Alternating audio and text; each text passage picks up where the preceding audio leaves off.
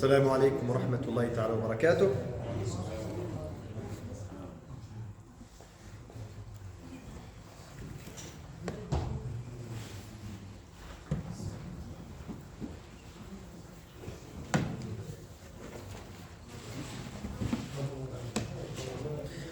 بسم الله والحمد لله والصلاة والسلام على رسول الله صلى الله عليه وسلم. إن الحمد لله نحمده ونستعينه ونستغفره ونعوذ بالله تعالى من شرور أنفسنا ومن سيئات أعمالنا.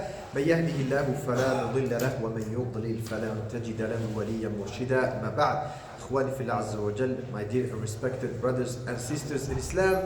So today, بإذن الله عز وجل, we continue with the study of the famous hadith of Rasulullah alayhi salatu wasalam. Very important hadith with a lot of teachings that are very valuable, and it's related to how to win the love of Allah subhanahu wa ta'ala, but also how to win the love of people. So a man came to Rasulullah alayhi salatu wasalam, as we mentioned yesterday, this authentic hadith, and he asked Rasulullah, he asked Nabi alayhi salatu wasalam, dullani ala amali, dullani ala shay'in, tell me about something that if I take it into consideration, if I implement it, Allah subhanahu wa ta'ala will love me and people will also love me. So he said, Prophet Muhammad alayhi salatu wasalam, izhad fi dunya yuhibbaka Allah, wazhad fi ma fi aydi nas yuhibbaka an-nas. He said, Prophet Muhammad sallallahu alayhi wasallam, have zuhd toward the dunya, Allah subhanahu wa ta'ala will love you. And have zuhd toward what people own in their hands, and people will love you. And we explained yesterday that the meaning of zuhd in the Arabic language, it means when you don't give much importance to something, when you detach yourself from something. So having zuhd in the dunya, as we explained yesterday, we gave a lot of definitions here according to the author Imam Ibn Rajab. He quoted many definitions that the ulama of the past, Salaf Salih radiallahu anhum, they gave for zuhd. But the idea again of az-zuhd is to be detached from the dunya, not to have too much interest in the dunya. This is the meaning of az-zuhd. And then the second part, of course, of the hadith, which we will cover later today, inshallah azza wa jal, having zuhd in what people they have in their hands, meaning not having too much interest in what people they own. How much money does he have? How many cars does he have? What's his income? And so on and so forth. Not important, not interested. You're not really interested in what people they have and what they own. So yesterday we stopped at this part of the sharh when Imam Ibn Rajab rahimahullah ta'ala, he explains to us what is the stance of mankind, of al-insan, of an-nas, of people in general, what is their stance concerning the akhirah, the hereafter. And he mentioned that the first group of people, the majority of people, they don't believe in the akhirah. They don't care at all about the akhirah, like the kafirin. So their life is only about the dunya. That's why they say life is very short. So do your best to enjoy it as much as possible. So these people do not have zuhd, obviously, in the dunya because they have a great interest in enjoying the dunya. However, he mentioned that there is a portion of the kafirin, even those who don't believe in the akhirah, there is a portion of them who have some sort of az-zuhd, not for the sake of Allah Azza wa Jal, but because they prefer having some minimal lifestyle. They don't want to own too much because they see this as a reason of a lot of problems in life. I'd rather not have too many things. I'd rather not be too wealthy and keep buying stuff and so on and so forth, because this will increase me in problems. Some people, they say what? For example, some of the people who do some kind of zuhd, not for the sake of Allah Azza wa Jal, they say, I'd rather stay away from people. I don't want to have too many friends, too much social interactions, because it's going to come with a lot of problems. So these are people who have some sort of zuhd, not for the sake of Allah subhanahu wa ta'ala. And then Imam Ibn Rajab, he mentions, of course, the second type of people, those who actually believe in the akhirah. يُؤْمِنُونَ بِالْآخِرَةِ. They believe in akhirah. And these are the people, the followers of the messengers of al-anbiya wa rusul alayhim salatu wassalam. But these ones, even the Muslimin, like it is the case for the Ummah of Rasulullah alayhi salatu wasalam, they are of three levels that Allah Azza wa Jal described in the Quran. فَمِنْهُمْ ظَالِمٌ لِنَفْسِهِ وَمِنْهُمْ مُقْتَصِدٌ وَمِنْهُمْ سَابِقٌ بِالْخَيْرَاتِ. We said number one, ظَالِمٌ لِنَفْسِهِ, people who are Muslimin, they believe in the hereafter, they believe in the akhirah. They say, yes, there is the akhirah. Inshallah, we hope to go to Jannah. Inshallah, that's our goal. That's what they state. But this is not something you will really see in their everyday life. It's not very present in their conscious, in their mind, that today is my day for the akhirah. I have to do my best. When I take a decision today, when I take an act, when I make my plan for my day, well, I'm taking into consideration what are the consequences. ما هي مآلات ذلك in the akhirah. What's going to happen to my akhirah because of this? When he or she accepts, for example, a job offer. People from ظالم لنفسه, when somebody accepts a job offer, they are offered a job, a good job, they don't think about the akhirah. What's the impact of this job on my akhirah? They only think about how much does it pay? What's the salary? For example, all of these are just examples. So he says here, وهؤلاء هم أهل اللهو واللعب والزينة والتفاخر والتكاثر وكلهم لم يعرف المقصود من الدنيا ولا أنها منزل سفر يتزود منها. These people, so these are the Muslimin, but of level 1, that we call not very practicing Muslims. That's how we call them nowadays. By the way, there's no such thing as a non-practicing Muslim. One cannot be what? A non-practicing Muslim. Maybe some people, they don't know what this title means, but if we analyze it, if we look at it, what is non-practicing Muslim? It's Muslim with no practice, no action. There is no Islam without amal, with no action. Like how can somebody be a Muslim when Islam is built on action? Always we find in the Quran, الَّذِينَ آمَنُوا وَعَمِلُوا الصَّالِحَاتِ. آمَنُوا وَعَمِلُوا الصَّالِحَاتِ. Those who have iman and they do good deeds, actions. So actions are very important in Islam, in the religion of Allah subhanahu wa ta'ala. But there are many Muslims who are not very practicing. So there's a lot of things in Islam they don't take seriously, but they are still Muslims. So he says here, these are usually the people in this dunya, people who play and have fun. They are busy with entertainment and with playing and with enjoying the dunya and so on and so forth. It is not that they don't believe in the akhirah, they don't deny the akhirah. They don't say we don't care about the akhirah. They still believe somehow that they wish to go to Jannah and somehow they can make it to Jannah. But they didn't get the point. They don't understand that the dunya is actually mazra'a. It's kind of the factory to the akhirah. That's the reason why Allah Azza wa Jal created the dunya. وَمَا خَلَقْتُ الْجِبْنَ وَالْإِنسَ إِلَّا لِيَعْبُدُونَ. Allah Azza wa Jal has created us in this dunya to do his ibadah, حتى نعبد الله عز وجل, to worship Allah subhanahu wa ta'ala. So they don't understand the fact that this dunya is kind of a business for the akhirah. That's how Allah Azza wa Jal calls it, tijara. It's a tijara, it's a business for the akhirah. So a businessman, imagine if someone has a store, he owns a business, but he doesn't get the point.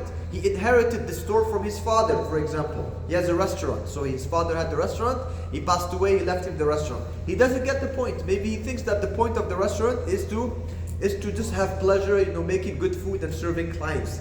So he will end up not making profit. He will lose money because he doesn't get the point. He doesn't understand that this is a business. It's there for profit.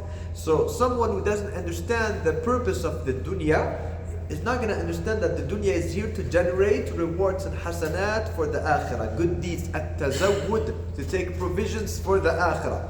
That's why he says here, وَأَنَّهَا مَنْزِلُ سَفَرْ يُتَزَوَّدُ مِنْهَا. What's manzilu safar? It's a stationary thing during your trip. If you travel for 5-6 hours, what do? From time to time, you're going to stop at the gas station. Why do you stop? If somebody's traveling with you, they don't know where are we going. They think we arrived to our destination. He says, now it's time. I want to sleep now. I want to go sleep. And he said, no, it's not time to sleep. This is what? A station. لِلتَّزَوُّد. We're just here to put gas and get some food and we're leaving. So it's not our place, not our destination. So this is the nature of the dunya. Dunya is just a station. We're just passing by to take provision and to move on to the akhirah. But they don't seem to understand this. وَإِنْ كَانَ أَحَدُهُمْ يُؤْمِنُ بِذَلِكَ إِيمَانًا مُجْمَلًا فَهُوَ لَا يَعْرِفُهُ مُفَصَّلًا وَلَا ذَاقَ مَا ذَاقَهُ أَهْلُ الْمَعْرِفَةِ فِي الدُّنْيَا مِمَّا هُوَ أُنْمُوذَجْ مَا ادُّخِرَ لَهُمْ فِي الْآخِرَةِ. So he says here that these people here, again, type level number 1 of the Muslimin, although they believe in the akhirah overall, they have an idea, but they don't have much knowledge about the akhirah.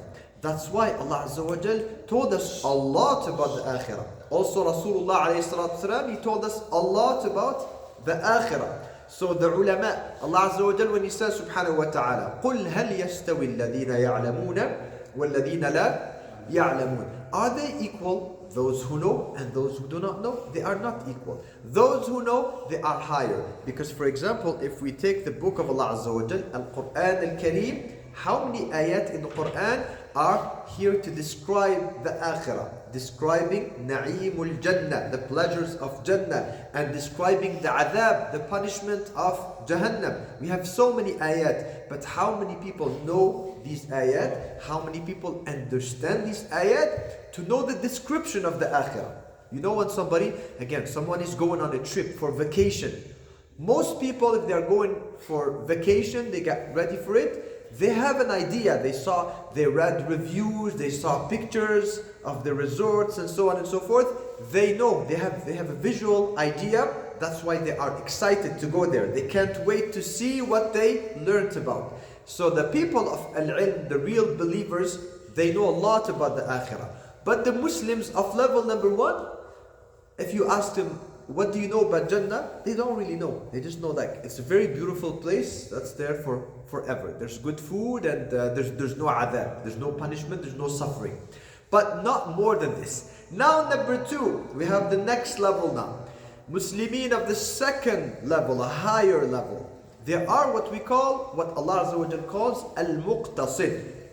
Muqtasid is the one who does bare minimum. Tell me what I have to do and I will do it. Just ask me what I have to do. I'm not going to offer more than this. So the muqtasid here, when it comes to faith, are those people who only fulfill the obligations of Islam and they stay away from the haram. That's it.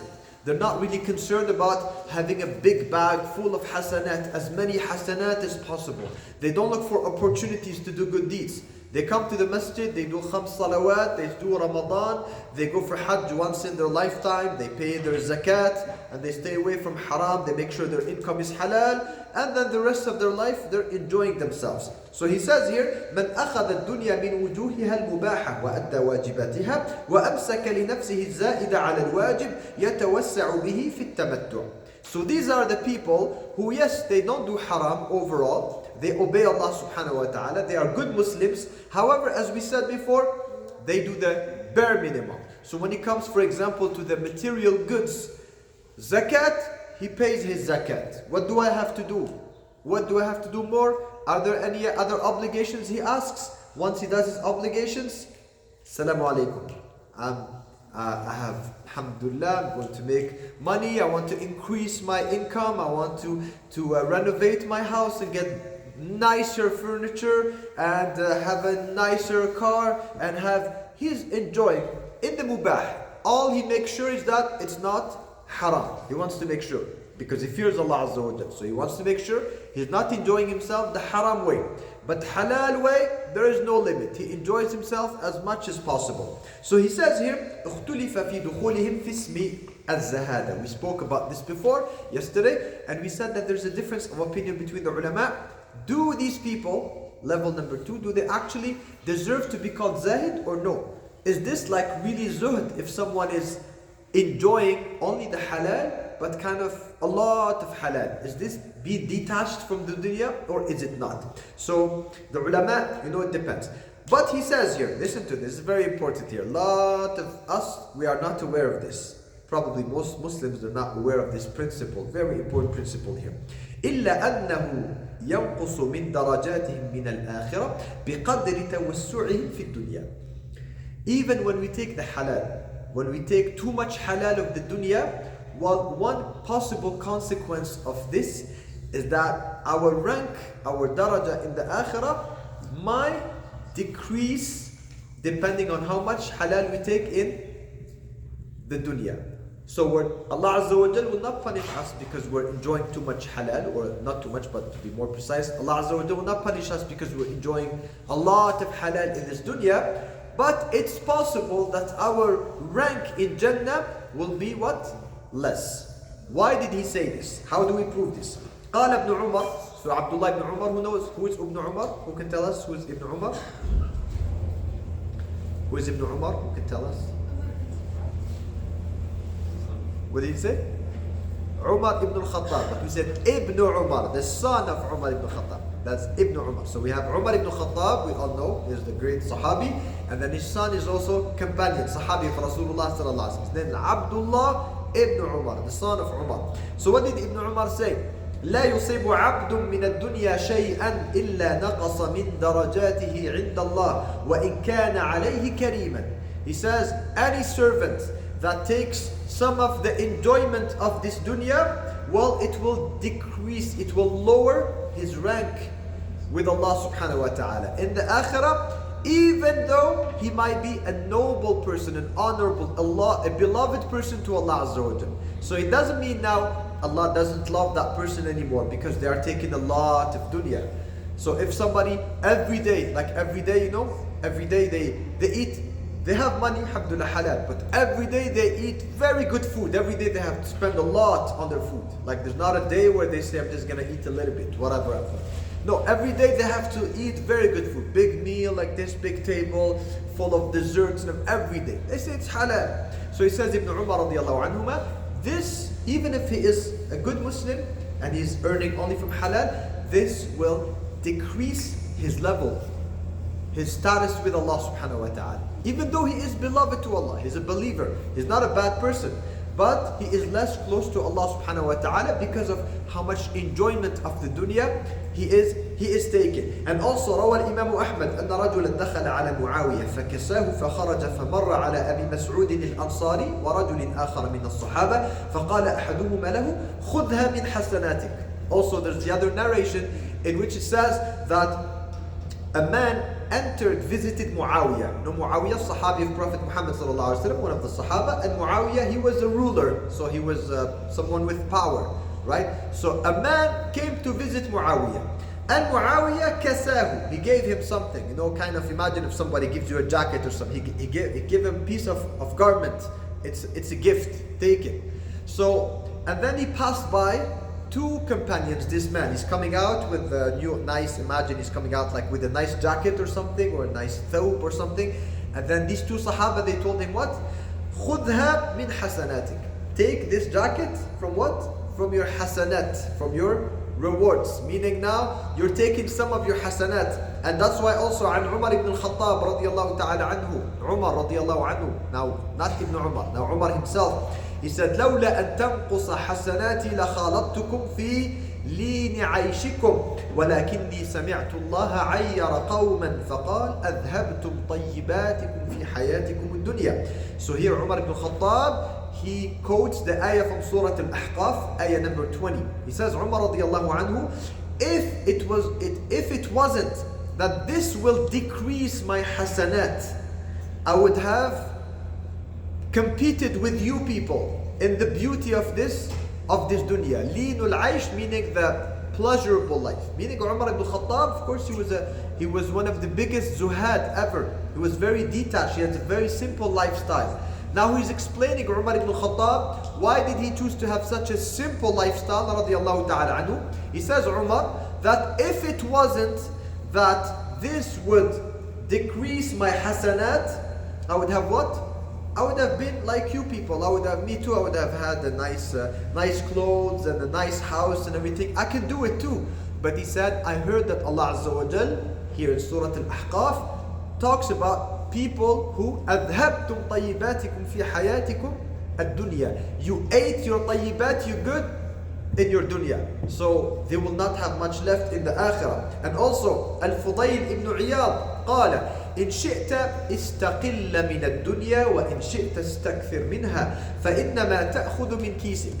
Imam al-Fudayl ibn Iyad, he said what? If you want, take a lot of the dunya. And if you want, take a little bit of the dunya. It's your decision in the end. He said, but you should know what? That you are actually paying from your own bag. So it's one bag that you have, bag of hasanat. You want to take from the hasanat in the dunya and enjoy. Tawassu' fil halal. Again, here we're talking about tawassu', meaning taking a lot of halal, having a lot of pleasure all the time. Or he says, if you want, keep your bag, leave it for the akhirah. Use it, benefit from it in the akhirah. طيب يشهد لهذا أن الله عز وجل حرم على عباده أشياء من فضول شهوات الدنيا وزينتها حيث لم يكونوا محتاجين إليه. Now one can say, but why?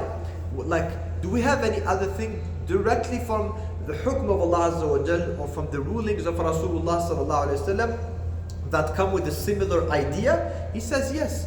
There are things in Islam that are haram. There are things in Islam that are haram, not necessarily because they are harmful. Listen to this. Some things in Islam, Allah Azza wa Jal made them haram on us, not because they are harmful or they are evil. No, because it's things that are like too much luxury for this dunya. And it goes against the idea of az-zuhd. It goes against the idea of expecting a better life in the akhirah rather than consuming too much in this dunya. So for example, Allah Azza wa Jal subhanahu wa ta'ala أو كما قال النبي عليه الصلاة والسلام من لبس الحرير في الدنيا لم يلبسه في الآخرة. Prophet Muhammad sallallahu alaihi wasallam says, whoever takes or puts on clothes of silk in dunya, he will not wear them in the akhirah. As we know, in Islam, wearing silk clothes made of silk is haram for men. Again, in Islam, a man cannot have clothes made of silk. It's haram. So that's why Prophet Muhammad said, if somebody wears them in the dunya, he will not wear them in the akhirah. Now, is silk harmful? Like if somebody puts silk on, is it harmful to our health or something? No. There's an idea behind this. The idea behind this is what?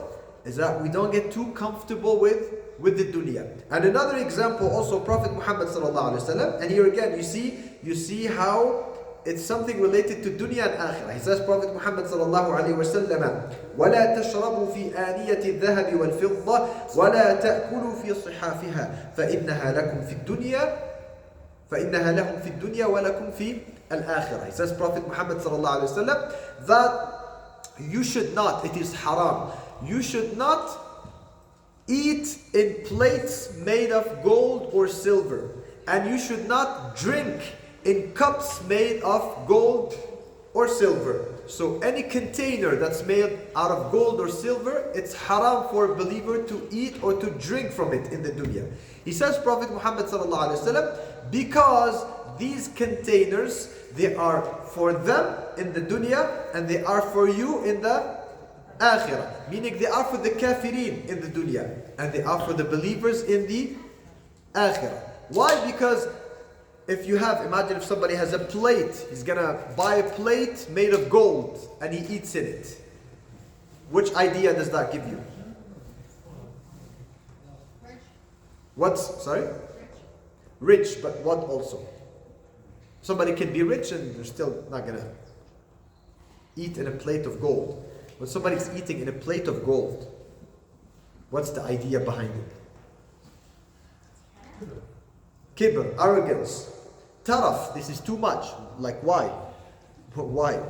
It's eating, right? Usually even the dishes, sometimes people, they use disposable dishes so that they can just throw them because it gets messy, gets dirty once after you eat.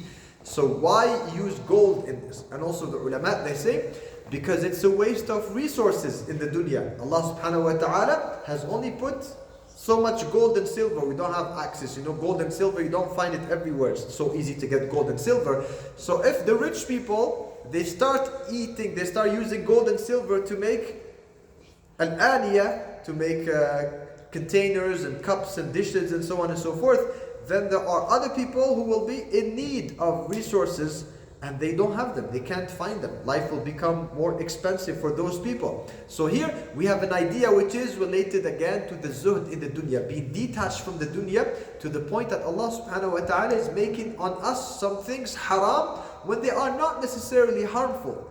But they are what? They are harmful to our iman, to our relationship with the akhirah and our level of attachment to the dunya, that we will get too comfortable in the dunya. وقال وهب إن الله عز وجل قال لموسى عليه السلام إني لأذود أوليائي عن نعيم الدنيا ورخائها كما يذود الراعي الشفيق إبله عن مبارك العرة. So this is a narration that we call from the Israeliyat. Israeliyat meaning from the people of the book, from the remainings of the message of Musa or Isa alayhi salam. So we don't know. Maybe it's authentic, maybe it's not authentic. So this is not hadith of Rasulullah sallallahu alaihi wasallam or something. But the idea behind the narration here is interesting. So it says in the narration that Allah subhanahu wa ta'ala told Musa alayhi salam that I keep my servant meaning a believer, somebody that Allah Azza wa Jalla, He loves him. I keep my servant away from the dunya. Like a shepherd tries to keep his sheep away from the disgusting places. Mabarik huna, يعني the mabarik meaning the areas or the places, the lands which are not very clean. You know, sometimes there's like grass and stuff like that for the animals, for the sheep and everything. But sometimes there are places that are disgusting, full of garbage or full of remainings of other animals and everything. So a shepherd does not want his sheep to go to that place. He tries to protect them because it's not the best. It's not the best quality. It's not the cleanest place for those animals to eat from. So Allah subhanahu wa ta'ala, sometimes He protects His servant, al-abd, al-mu'min, the believer, from the dunya, not because it is haram, but because it's not what? The best thing for that believer. There's better. Allah subhanahu wa ta'ala has better for him. And also it says here, وَمَا ذَلِكَ لِهَوَانِهِمْ عَلَيَّ وَلَكِنْ لِيَسْتَكْمِلُوا نَصِيبَهُمْ مِنْ كَرَامَتِي سَالِمًا مُوَفَّرًا لَمْ تَكْلَمْهُ الدُّنْيَا. So when Allah Azza wa Jal, sometimes He doesn't give one of His believers. And we spoke about this last time in the story of Qarun. We said that when Allah subhanahu wa ta'ala prevents one of His believers from some of the dunya, he's a very good believer. But why is it that he's not wealthy? Why did Allah Azza wa Jal not give him the job he wanted? You know, he really wanted that job because it pays really well. Well, sometimes because Allah subhanahu wa ta'ala knows, there's always a hikmah. Allah Azza wa Jal knows that this believer deserves better in the akhirah. That thing from the dunya will decrease his ranking, his level. سَتُبَعِدُهُ مِنَ اللَّهِ سُبْحَانَهُ وَتَعَالَى. And also, عن النبي عليه الصلاة والسلام, the authentic hadith of Prophet Muhammad sallallahu alayhi wa sallam. إن الله إذا أحب عبدا حماه عن الدنيا كما يظل أحدكم يحمي سقيمه الماء. So Prophet Muhammad sallallahu alayhi wa sallam, he says that Allah Azza wa Jal, if He loves, إذا أحب عبدا, if He loves one of His servants, what does He do subhanahu wa ta'ala? He will keep him away from the dunya. He says كما يظل أحدكم, like the one of you will keep his saqim, his ill, away from some food. Meaning sometimes, of course, back in the days they didn't have hospitals. Nowadays we don't do it because when we have someone who's ill, one of our relatives, what do? We take him to the doctor. We take him to the hospital. We take him to the doctor. Back in the days, if somebody was ill, you will take care of that person. He's one of your relatives, you will take care of him. So how do you take care of him? Sometimes واحد مريض, somebody is ill, is not feeling well. So for medical reasons, you're going to say, we're not giving you water. I want to eat that sweet. No, we're not giving you that sweet. We're not giving you that food. Please, I want to eat, ashtahiha. I'm being tempted so much. No, the doctor said you're not supposed to eat this. Why do we do it? For his own good, for his own benefit. So it says here in the hadith, that same thing here. Allah subhanahu wa ta'ala, sometimes He keeps one of the believers away from the dunya for His own benefits. He wants it. But Allah Azza wa Jal keeps it away from him because Allah subhanahu wa ta'ala loves him and He wants to protect him subhanahu wa ta'ala. And also, in the other hadith in Sahih Muslim, قال النبي عليه الصلاة والسلام, this very important hadith here, we always have to keep this in mind. Prophet Muhammad عليه الصلاة والسلام, he said, الدنيا سجن المؤمن وجنة al-kafir. He says, Prophet Muhammad sallallahu alaihi wasallam, dunya is sijn, it's the prison, the jail of the believer, of the mu'min. And it is the Jannah of the kafir. Why is it the prison of the believer and the Jannah of the kafir? Because first of all, the kafir, he thinks he can do whatever he wants in this dunya. So it's like a Jannah for him. There's no halal, no haram. Whatever he feels like, you go everywhere, do whatever you feel like. And also, the believer, he is like in a prison because there are a lot of things he cannot touch. You know, when somebody is in jail, they have limits. Don't go beyond that limit. Now, there's one thing interesting here. Once there was someone who was not a Muslim, and he came to one of the great scholars of Islam. His name Imam Ibn Hajar, rahimahullah. So listen to this story, it's important. He came to him and he says, "Ya Imam Ibn Hajar, you're a scholar of Islam and everybody respects you. I have a question for you. Isn't it right, isn't it true that your Prophet Muhammad sallallahu alaihi wasallam, he said that this dunya is my prison?" Because he's talking, that this dunya is my Jannah, is my garden, because he's talking by himself. He said, I'm a kafir, he says. So he says, for me, this dunya is supposed to be my Jannah. And this dunya, your Prophet said that this dunya is your prison. He says, look at you, ya Imam Ibn Hajar, you're so wealthy, and you're so rich, and you're so comfortable. And me, I'm so miserable. You're better than me. You have a better life than I do. Imam Ibn Hajar, he told him what? He told him, my dunya as a believer compared to my akhirah is like what? Is a prison. So the mu'min, even if the mu'min, he's wealthy and he has a good life and everything, still the dunya is what? His prison compared to his akhirah. And the kafir, even if he is miserable, he's not very wealthy and everything, but his dunya is like a Jannah compared to the akhirah. You understand now? So it's not like when Prophet ﷺ says that dunya sijnul mu'min wa jannatul kafir, it doesn't mean that all the mu'mineen are going to have a life that's more miserable than the kafirin. No, it's not the case. So even with the zuhd and everything, and Allah subhanahu wa ta'ala is making it easy for us, less of a a challenge for us. Because imagine if Allah Azza wa Jal made all the mu'mineen, anyone who becomes mu'min, he becomes poor and miserable. And anyone who becomes a kafir, becomes what?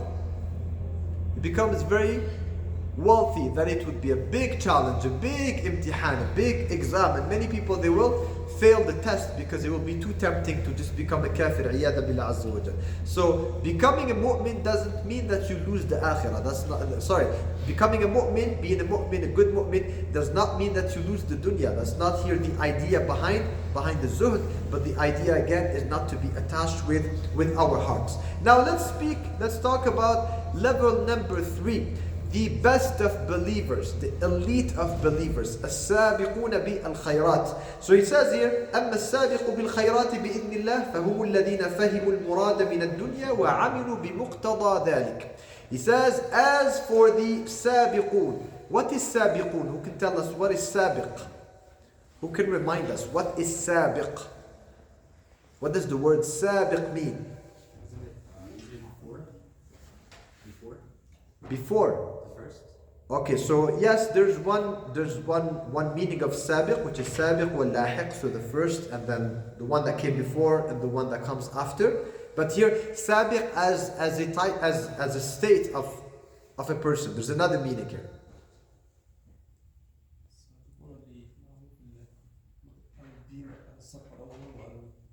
Ahsanta. It's the one who it's like a race. He wants to be number one. Always. Sabiq bil khayrat means he takes the initiative. He's always forward. He's always coming. Who wants to do this? I want to do it. Who wants to do this? I want to do it. Who's interested? Me. So sabiq bil khayrat. Allah Azza wa Jalla calls these people sabiq bil khayrat. They are the people who they do as many hasanat as possible. Whatever good deeds they have in front of them, they will take them. They're not like type number 2. We said, Muslimin who are muqtasid. They say, I just do my obligation. No, these people, they're always asking, what is the best action to do? What is the thing that Allah Azza wa Jalla loves the most? How can I get more hasanat now? now? Is there anything I can help with? You know, so they are sabiquna bi al-khayrat. So he says here, these people, these are of course the elite of the believers. These are the best of the believers. فَمِنْهُمْ ظالم لنفسه منهم مقتصد ومنهم سابق بالخيرات. Allah Azza wa Jalla says in Al-Quran Al-Kareem, these people, they have understood al-murad min ad-dunya. What is the idea behind the dunya? Why did Allah Azza wa Jalla create the dunya? As we said before, it is a mazra'a. It is the place to generate the hasanat for the akhirah. They understood that every moment from our dunya can make a big difference in our akhirah. And that's why it came in some narrations. I don't remember off by heart like this, you know, I cannot tell you for sure right now. I just remember it. But it came in some narrations. I don't remember if it was authentic hadith or something. It states in some narrations that even the people of Jannah, some of them, they will regret every moment in the dunya in which they did not do the dhikr of Allah subhanahu wa ta'ala. Even the people of Jannah. Because they will say, look, there's higher people than us. There's people who are in higher places than us. If we made more dhikr in the dunya, we could have gotten better. So for every moment in the dunya, these people, they understand. They are sabiq bi al-khayrat bi-idhnillah. قال الله عز وجل الذي خلق الموت والحياة ليبلوكم أيكم أحسن عملا. He says, Allah Azza wa Jal, that He created al-maut wal-hayat, death and life, for the purpose of testing us. Who of us is best in their actions? لِيَبْلُوَكُمْ أَيُّكُمْ أَحْسَنُ عَمَلًا. Best actions. So what is here the meaning of this ayah and how relevant is it to our topic? قال بعض السلف أيهم أزهد في الدنيا وأرغب في الآخرة. That Allah Azza wa Jalla, He created dunya and akhirah, life and death, to test us.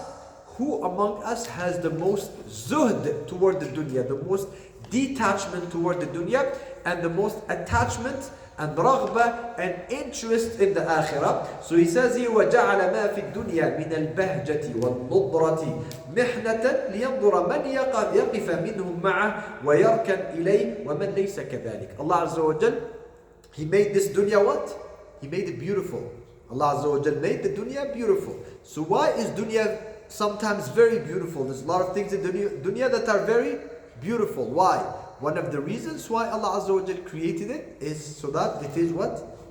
A test. It is a test. امتحان, ابتلاء. قال الله عز وجل, this is in Surah Al-Kahf, إِنَّا جَعَلْنَا مَا عَلَى الْأَرْضِ زِينَةً لَهَا لِنَبْلُوَهُمْ أَيُّهُمْ أَحْسَنُ عَمَلًا. So, okay, let's say you're in a place, it's springtime, and then there's birds and grass and nice beautiful trees and beautiful weather, and you know it's a day off, and there's you're like a lot of your friends, they tell you we're making, I don't know, barbecue outside and everything, and then it's waqt of salat, salatul dhuhr, salatul asr in the masjid, salatul jama'ah. We know the great reward for salatul jama'ah. So now what do we have here? We have zina outside. It's very beautiful, very attractive.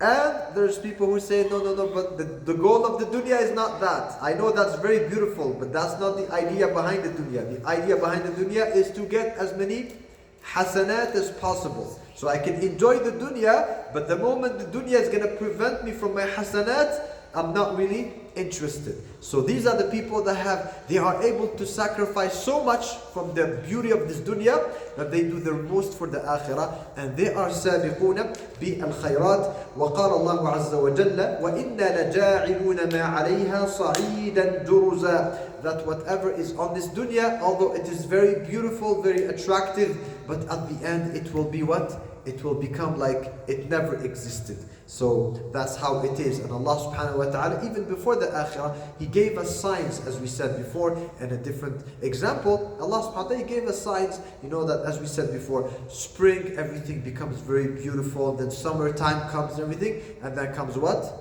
Fall season, and then the winter, then all that green color that you see outside, sa'idan juruza, it's all all gone. So it's temporary. It's not going to be there forever. وقال النبي عليه الصلاة والسلام ما لي ولي الدنيا إنما مثلي ومثل الدنيا كراكب قال في ظل شجرة ثم راح وتركها. He says, Prophet Muhammad sallallahu alaihi wasallam, what do I have to do with the dunya? Dunya is not for me. And then he says, alayhi salatu wasalam, the example of me and the dunya is like someone who is a traveler and he went and he took a nap under a tree. He saw a tree, he went and he took a nap under a tree and then he left.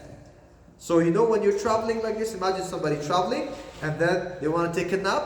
They look around, there's a nice tree like this with a lot of shade. They go under it, they take a nap, they rest for a moment and then they wake up and they leave. Do they have any relationship with this tree? Do they have any attachment to it, any hirs to it? You're going to forget it 15 minutes after. Probably you don't even really notice how the tree looks like. You were just interested temporarily in a bit of shade. That's the example Prophet Muhammad ﷺ, he mentioned here to explain to us how detached he was from the dunya alayhi salatu wassalam. وَوَصَّى جَمَاعَةً مِنْ أَصْحَابِهِ أن يكون بلاغ أحدهم من الدنيا كزاد الراكب. And Prophet Muhammad sallallahu alaihi wasallam, this was an advice that he frequently gave to many of his companions, that they should take from this dunya. How much should they take from the dunya? Remember yesterday we were talking about BMWs and the fancy cars and everything, and we said that, you know, unfortunately there are people nowadays, they want to pass this example. Like you see some of the youth and everything, they want to show it on social media. They want to give this example here, this like basically this perception, the false perception, that Islam encourages you actually to have very beautiful, expensive, fancy car. And then you just show it off like this on social media, on the internet, show the pictures, and then people are going to say, MashaAllah, the Shaykh, look at the car he has, MashaAllah. He has the deen and the dunya, MashaAllah. Okay? That doesn't go with the actual teachings of Prophet Muhammad alayhi salatu wasalam. We're not saying here, I'm not talking here about what's halal and what's haram. We explained this yesterday, and I re-explain it. Nobody said that a beautiful car is haram. I didn't tell you that. But here the idea is, going after a certain limit, you know, spending a bit too much on our dunya goes against the teachings of Rasulullah alayhi salatu wasalam. What did Prophet Muhammad sallallahu alaihi wasallam teach his Sahaba? أن يكون زاد أحدهم من الدنيا, that they should take from the dunya only like a traveler would take in his provisions. When you travel, when you go on a trip, do you take everything you own? Do you take everything you find at home? Do you take with you everything? Like let's say, take all the dishes from the kitchen, let's take all of my clothes, and let's take everything I own? No. We are going to pick.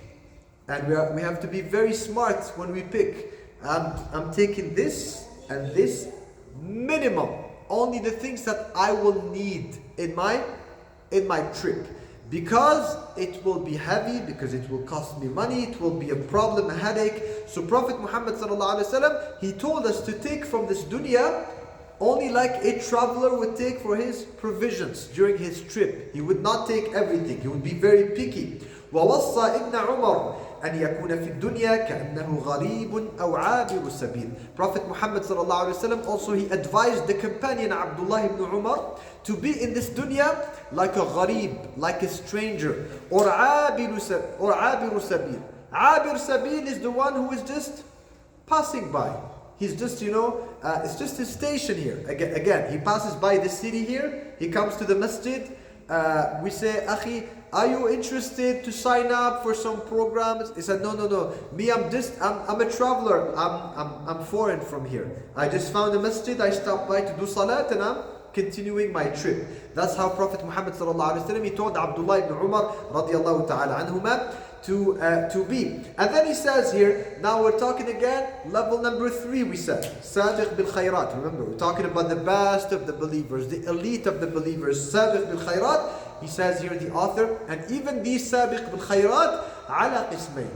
They are of 2 types. Now, there is 2 approaches on how they look at things. منهم من يقتصر من الدنيا على قدر ما يسد الرمق فقط وهو حال كثير من الزهاد. So some of the elite of the believers, some of these big time zuhad, like high level zuhad, this was their lifestyle from the Salaf radiallahu ta'ala anhum, that they take from the dunya only what, removes hunger from you. So if we just give the example here of food, and then وَعَلَى ذَلِكَ فَقِسْ, you can compare the rest to food. But for example, the big zuhad through history of the Salaf radiallahu ta'ala anhum and the pious predecessors and so on and so forth, some of them would take from the dunya, from food, the bare minimum. So if you put a lot of food in front of him, he's going to take luqma wa luqmatan. Bismillah, 1, 2, hamdulillah. Eat more. No, I'm good. Alhamdulillah. That's all I take from the dunya. I just want to, ما يقيم صلبه, as long as I can survive, I'm alive, I'm healthy, I'm not hungry, that's it. I'm not eating for pleasure. I'm eating just to survive and be healthy. That's all. That's how some of these zuhad, they looked at things. He says some other ones, they had a different approach. And all of these are number 3, okay? All of these are the highest level. The elite, السابقون بالخيرات. So he says some of them, منهم من يفسح لنفسه أحيانا في تناول بعض شهواتها المباحة لتقوى النفس بذلك وتنشط للعمل. Some of them would sometimes, from time to time, they would enjoy a lot of mubah, a lot of shahawat mubaha. So these zuhad, their regular lifestyle is what? The regular lifestyle is that they eat a little bit. But from time to time, what do they do? Is everybody with us here? Here, not there, happening there? Let's focus please, inshallah. So he says here, the zuhad, some of them, they only take a little bit from the dunya. But they have this principle where on purpose, from time to time, يَتَوَسَّعُونَ. So let's give an example here. Zahid, high level zahid, سابق بالخيرات. He's living for the akhirah, not for the dunya. So he eats bare minimum. Eats a little bit, bare minimum. But maybe once a week or something, he's going to have a feast. You understand? He's going to buy himself what he's craving. I'm craving this, so I'm eating. Why? Because he says, just to encourage my nafs, so that my nafs doesn't get bored, always eating bare minimum, bare minimum, bare minimum. So now what do we have? Let's recap here. Let's look at the different examples, okay? We have ظالم لنفسه. We said from the Muslimin, ظالم لنفسه, that's the first level. Those who are doing wrong things that Allah Azza wa Jalla is not pleased with. How do they live in this dunya? They don't care halal or haram. So they're going to do a lot of haram things to enjoy themselves. Level number 2, muqtasid. What do they do in the dunya? They don't touch haram. But they say, if something is halal, I'm having lots of fun. So every day, for example, food, they're always traveling around, going to restaurants, almost every day. Allah Azza wa Jal gave them some wealth, halal, always enjoying themselves. They go to the shopping mall, they like furniture, I'm buying this, I'm buying new clothes. So they are, if you tell him, he says, Akhi, is it haram? No, it's not haram, so leave me alone. I'm enjoying myself. And when it's time to salat, I'm going to do salat. But I'm enjoying myself. That's muqtasid. Number 3 is sabiq bil khayrat. Those who are racing towards the akhirah. They are so attached to the akhirah that they don't want the dunya, they just want the very minimum of the dunya. And these ones, you have 2 types. You have those who almost never touch basically the dunya. They're always bare minimum. If he's a piece of bread like this, and a few dates, Bismillah, Alhamdulillah, he said that's it. I ate for today, I can survive. I drank water, ate bread and dates. Alhamdulillah, I'm having a good life. Alhamdulillah, he has 1 jacket, 1 or 2 shirts or thawb. Alhamdulillah, says that's dunya. Alhamdulillah, as long as I'm good, because I want to be focused on the akhirah. Some of them, they look at it differently. They eat bread and dates every day and they drink water, but once a week, he's going to treat himself with whatever he desires. He says, why? He says, because this is going to give me an encouragement, like a boost. حتى لا تمل, because a nafs is weak, and a nafs, can get bored sometimes, saying always bread and dates every day. So I'm going to make an exception from time to time. Now, there's an interesting principle here that we move to the next section, inshaAllah Azza wa Jal. We can see how dunya sometimes, yes, dunya, we said yesterday that in the Quran and in the teachings of Prophet Muhammad sallallahu alaihi wasallam, dunya is not mentioned very positively. It is mentioned most of the time negatively. جاء ذم الدنيا. But sometimes with the right intention, with the right purpose, dunya can be very helpful. Dunya can be helpful if it's done with a purpose. So he says here, وَمَتَى نَوَى الْمُؤْمِنُ بِتَنَاوُلِ شَهَوَاتِهِ الْمُبَاحَةِ التَّقَوِّي عَلَى الطَّاعَةِ كَانَتْ شَهَوَاتُهُ لَهُ طَاعَةً يُثَابُ عَلَيْهَا. Now, whenever the believer, he has an intention through his shahawat, through the halal, the pleasures, he has the intention to become stronger, to do the ta'ah, obedience of Allah subhanahu wa ta'ala, the situation changes. Even the shahawat, the pleasures of the dunya, can become something that he is rewarded for. Allah subhanahu wa ta'ala will reward him for. So look at the difference here between someone who is enjoying the dunya just for the dunya, just for the pleasure, for it feels good, I feel like doing it. And someone who is enjoying the dunya as a reason, as a tool to help him in his akhirah. How can that happen? He says, for example, قال معاذ بن جبل إني لأحتسب نومتي كما أحتسب قومتي. The companion Mu'adh radiallahu anhu, he said, I expect to be rewarded by Allah Azza wa Jal when I sleep, just like I expect to be rewarded by Allah subhanahu wa ta'ala when I'm awake. Why is this? Who can tell us why? Why does Mu'adh expect to be rewarded by Allah Azza wa Jal even when he sleeps? Because he can't make hasanat when he's sleeping. He can't make hasanat. When he's sleeping. And you say what? What did you say? Enjoying himself. He's enjoying himself, yes, but so if he's enjoying himself and the brother says you can't have hasanat when you're sleeping, so why is he still expecting hasanat?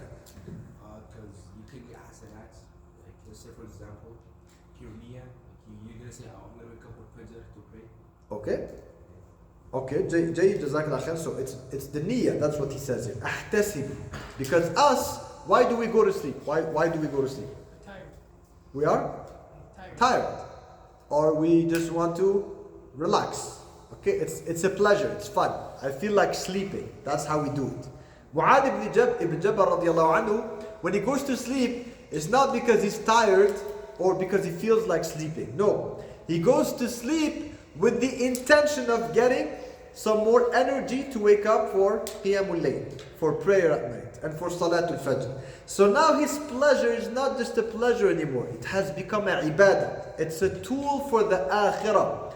He's telling himself, I only sleep when sleep is going to help me worship Allah subhanahu wa ta'ala. You understand? That's why the Salaf, radiallahu anhum, they had so much strength, so much power. Like nowadays, we read, that's not by the way, it's not fairy tales. This is a fact. We find it in all the books of biographies of the Salaf Salih radiallahu anhum, how the great Muslims, the pious Muslims back in the days, the lifestyle they had, we wonder, were they humans like us? Imagine the Salaf Salih, not when they were young, not just like when they were young, when they were 60, 70 years old. It was very normal for many of the Salaf to pray the equivalent of 4 or 5 hours per night, to be doing Qiyamul Layl. Imagine someone is 60, 70 years old and he prays what? 4 hours per night? Not in Laylatul Qadr or something. This was their lifestyle. Almost every night. This was like their regular lifestyle. For us, if we pray like 20 minutes, you're gonna say, "Wow, I did 20 minutes of Qiyamul Layl." How I had so much, and I'm tired. I have to. This was their lifestyle. This was like normal for them. If they don't do this, they saw that something is wrong with them. So here Mu'adh ibn Jabal, he says, إِنِّي لَأَحْتَسِبُ نَوْمَتِي كَمَا أَحْتَسِبُ قَوْمَتِي وَقَالْ وَكَانَ بَعْضُهُم. Listen to this, interesting here, how the ulama and how the Salaf Salih, they were smart. Even in their deen, they were very smart. They were wise. They know how to find the good solutions. كان بعضهم إذا تناول شيئا من شهواته المباحة واسى منها إخوانه. Some of them of the Salaf, whenever they would enjoy some of the shahawat of the dunya, pleasures of the dunya, just so that he doesn't feel like he's not as zahid, he's attached to the dunya, he's taking too much of the dunya, he turns it into a good deed. What does he do? He shares with his brothers in Islam.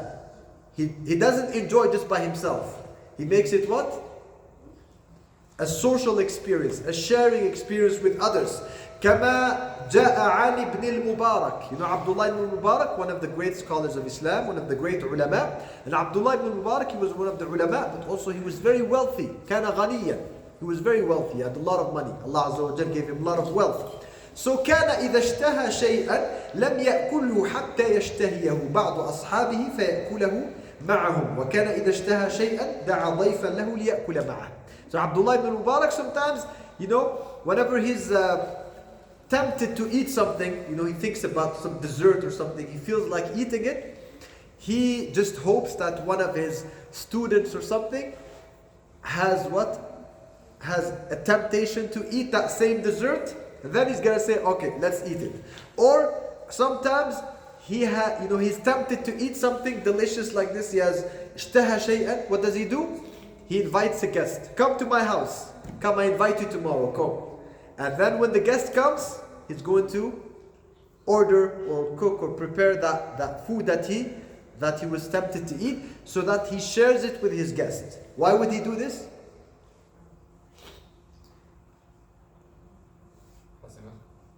Hasanat. So why? So what's the idea here? It's good what he said, hasanat. What's the idea here? So it's basically, that one hadith that says, حب لأخيك ما تحب لنفسك. It's true.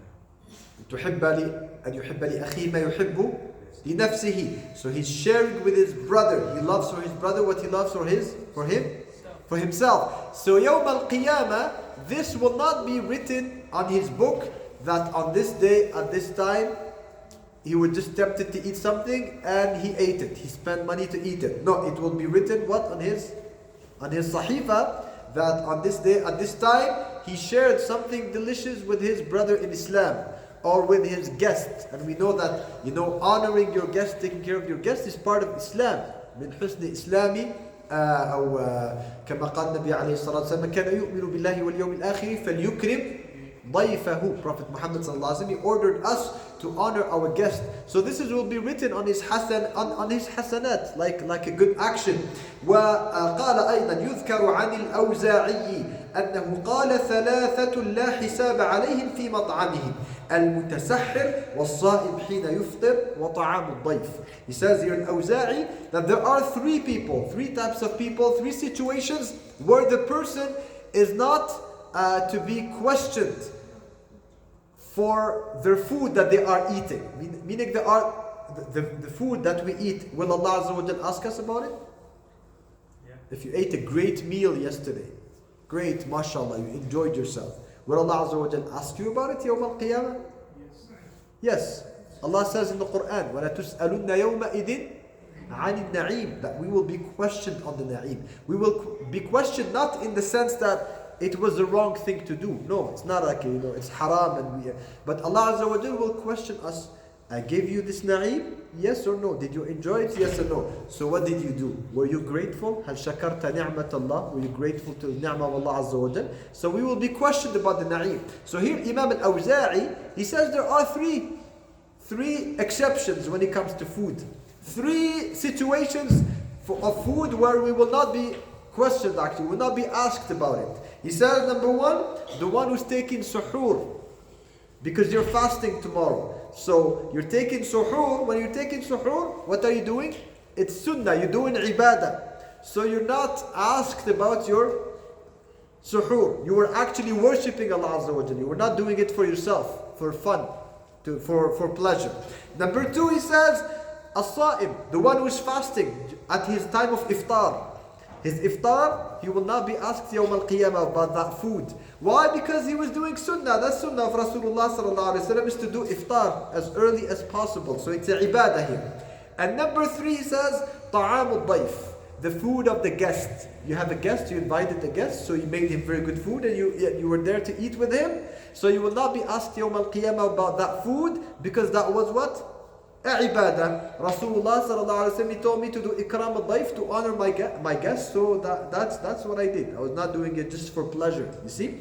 And he says also here, قال سعيد ابن جبير أو قال الحسن البصري ليس من حبك للدنيا طلبك ما يصلحك فيها. Hasan al-Basri, he said, when you work toward what is useful for you, what is important, what is beneficial to you, that is not part of the dunya. So here again, we should not confuse zuhd with things that are useful for our akhirah.